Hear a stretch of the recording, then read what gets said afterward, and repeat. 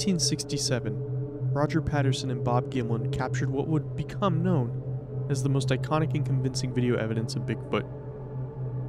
It turned many people into Bigfoot believers, but it would not come without some harsh controversy and criticism.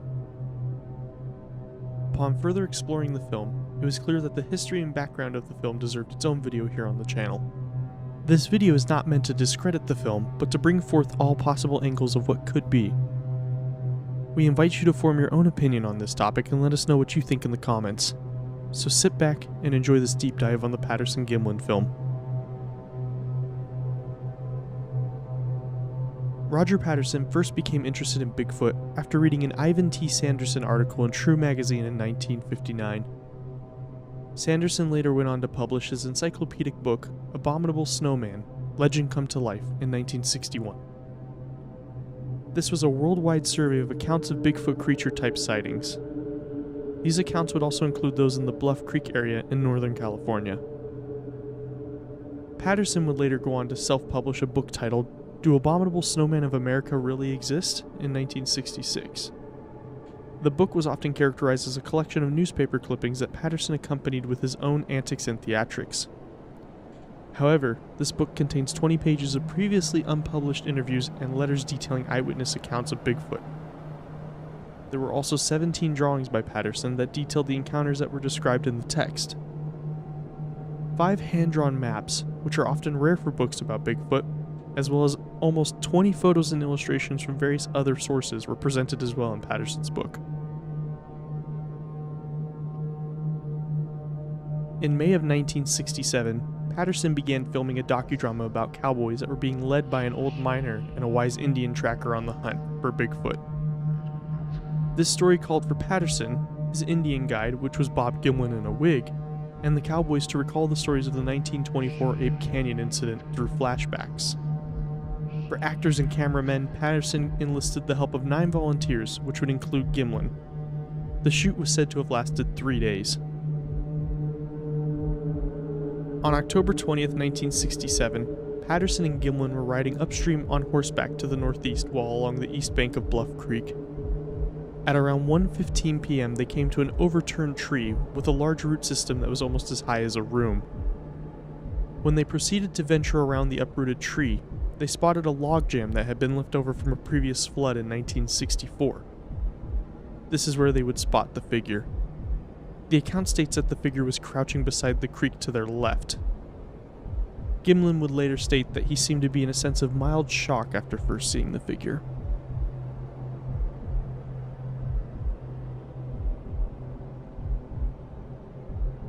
The footage being shown depicts what Patterson and Gimlin claimed to be a large, hairy, bipedal ape-like figure with short silvery brown or dark reddish-brown hair covering most of its body, including its prominent breasts. This figure generally matches the descriptions of Bigfoot often told by others who have claimed to have seen one.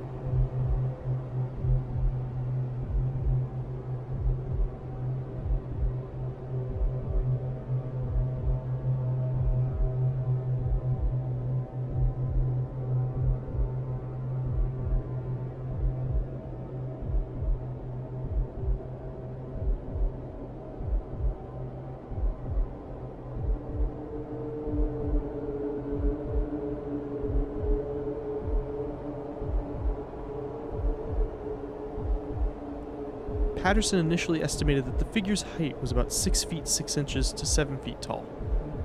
He later would raise his estimate to about 7 feet 6 inches tall. Patterson estimated that he was about 25 feet away from the figure at his closest. Patterson also stated that his horse had reared upon seeing the figure and that it took him about 20 seconds to extract himself from the saddle that was controlling his horse. He would then quickly go around to the other side of the horse and get his camera from his saddlebag before being able to run towards the figure with the camera in hand. He yelled to Gimlin, "Cover me," which implied for Gimlin to get his gun out. Gimlin would quickly cross the creek following on a path to the left of Patterson as he was filming. The figure had walked away from them to a distance of about 120 feet before Patterson began to run after it. The minute-long film is noticeably shaky until Patterson was able to get within about 80 feet of the figure at about the halfway point of the film. At this point, the figure, who would later be named Patty, looked over their shoulder towards the men. Patterson would later characterize the creature's expression as that of contempt and disgust. The figure is said to have looked back a total of 3 times, with 2 of those times being before Patterson could start filming. Shortly after the glance towards the men, the figure disappeared behind a tree line for approximately 14 seconds, before reappearing in the final 15 seconds of the film, after Patterson moved 10 feet to a better vantage point, before completely fading into the trees again as the reel of film ran out. After the encounter, they rounded up their horses and got plaster casts of the footprints left by the figure.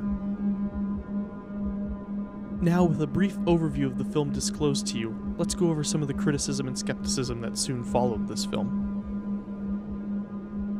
Patterson and Gimlin were apparently the only witnesses to their brief encounter with what they claimed was a Sasquatch. This encounter was said to have only lasted a total of 2 minutes. Their statements generally align, albeit with some inconsistencies noted by many different sources.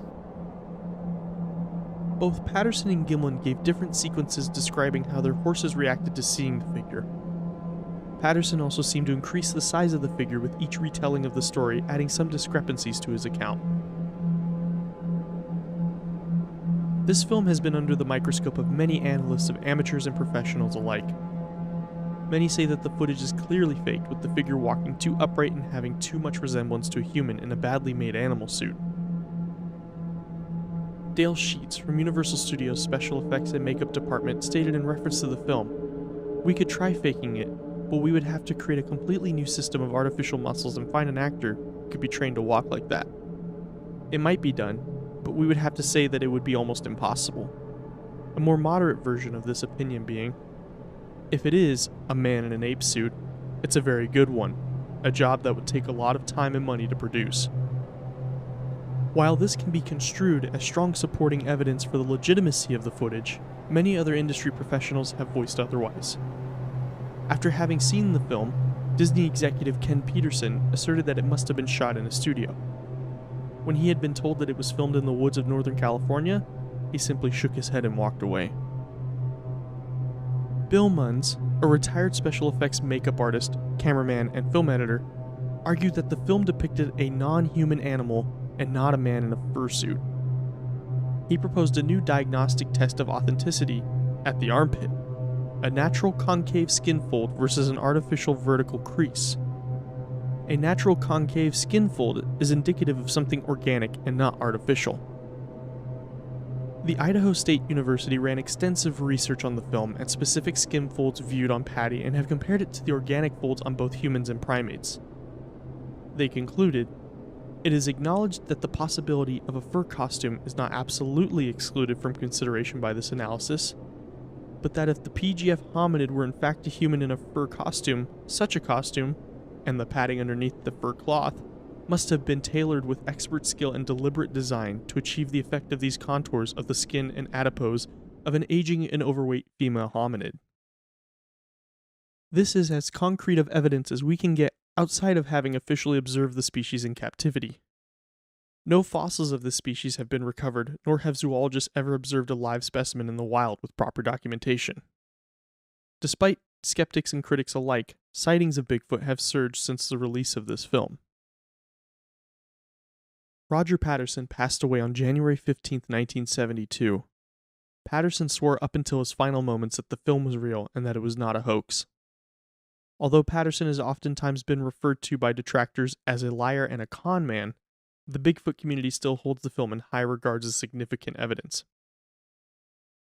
Roger Patterson is reported to have said on his deathbed that he wished he shot the thing and brought a body in instead of a reel of film.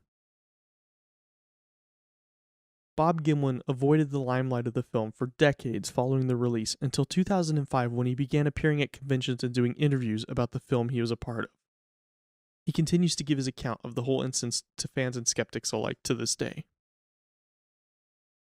More than 40 years after the initial release of the film, it has never been conclusively debunked. Between professional special effects artists and costume designers, the mystery of the Patterson-Gimlin film still remains. It continues to be a major topic of discussion in both the Bigfoot community as well as the cryptid community. So what do you think of the film? Is this 100% a legitimate sighting of Bigfoot, or is it just a get-rich-quick scheme of some creative individuals? Let us know in the comments. As always, thank you for tuning in, and this has been truly bizarre.